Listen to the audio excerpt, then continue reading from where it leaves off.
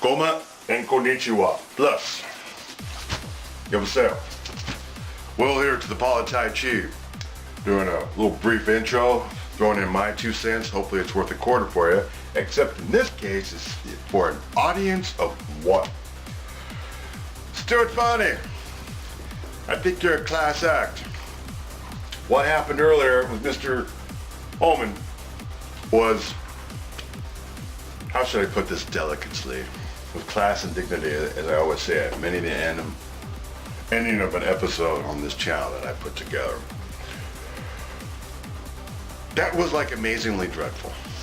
Justine was her name. Now, to be clear, I am from Generation X, and I submit to you, or any gatekeepers out there, if this even gets to Stu,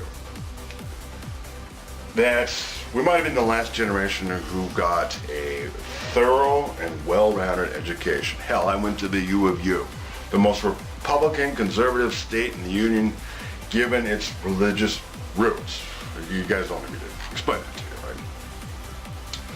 And I took some communication classes and learned all of this stuff. And surely there were anti-Clinton types there on campus, but none of that ever came out. The curriculum was never weaponized by professors based upon their political leanings one way or the other. It was truly, amazingly, a very thought-provoking and, dare I say, centrist campus. One could learn all sorts of stuff through their liberal education. It was all up to the individual student what you would make of it. If this Justine gal chiming in without having her ducks in a row is from Generation X, then I'm truly sorry and super embarrassed for you. Because we are the internet generation. We're the generation who can not only read a P&L Excel spreadsheet or quarterly projections, but also writes one. Full of conditional logic formulas and pseudo-algorithmic this, that, and the other. You punch in one set of numbers, the whole workbook, which can have, I don't even know what the limit on that is. I never needed a workbook that needed more than 4 sheets to it. Not desperately trying to find some app on the dumb smartphones. The dumb smartphone generation. The level of discombobulation, I'm going to say this with respect, us twerpy tweeners and young teens in the 80s, we remember Dan Rather walking off the set.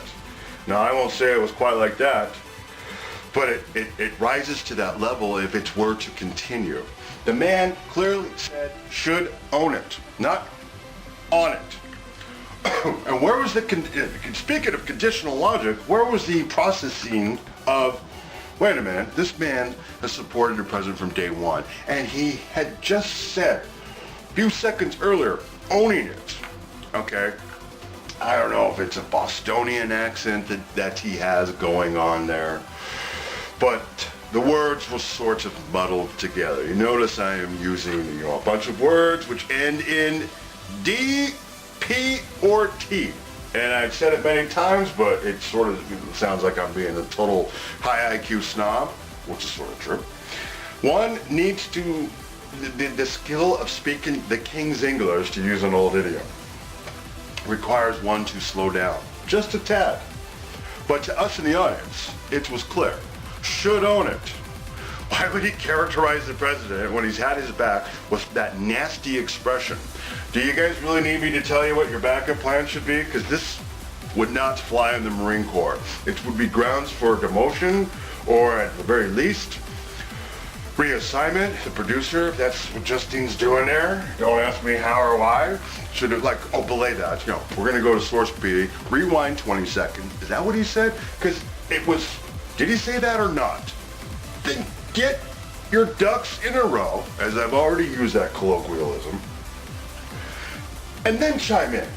Don't make the great Stu Varney look like all flustered, because people there on the back end, post-production wise, weren't doing their job.